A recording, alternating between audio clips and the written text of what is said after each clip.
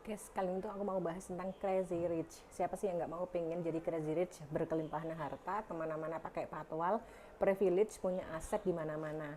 Huru hara di sini tinggal lari ke sana ke sana ke sana karena rumahnya banyak. Nah, sekarang aku mau bahas kenapa sih orang-orang itu kok bisa jadi crazy rich. Ini aku bahas yang sisi gelapnya atau negatifnya dulu ya guys. Kenapa? Biar kalian kalau mau jadi crazy rich itu mikir dengan matang caranya gimana dan yang penting halal. Yang pertama, banyak crazy rich itu terungkap mereka kaya itu dari hutang. Hutang kemana? Ya hutang ke negara, hutang ke sesama mereka atau apa-apa. Ya aku nggak tahu ya, tapi yang jelas kemarin kalian masih ingat kan kasus Haritano itu ternyata tersangkut paut tentang hutang yang jumlahnya triliunan.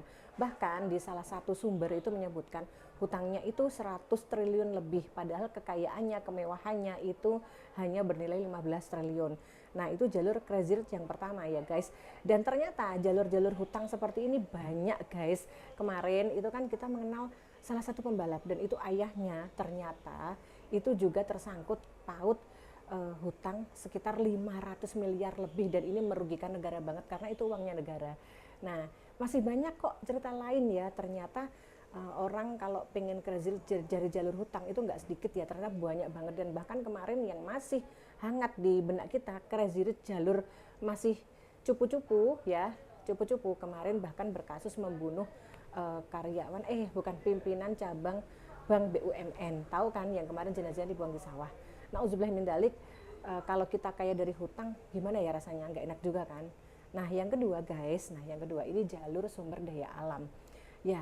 Indonesia itu kaya banget akan nikel, emas, perak, semuanya lah pokoknya kaya banget lah, lebih kaya dari, bisa jadi lebih kaya dari Arab Saudi. Bahkan hutan kita, hutan ya bukan hutang, hutan kita itu juga banyak banget. Nah tetapi sayangnya Indonesia itu nggak sejahtera amat ya, karena apa?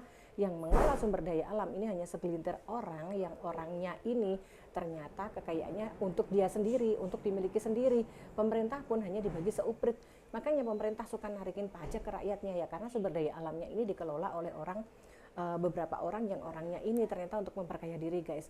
Ada salah satu sumber yang menyebutkan jika sumber daya alam Indonesia ini terus dikelola dengan baik dan benar, maka satu penduduk itu per bulan bisa dapat 20 juta guys.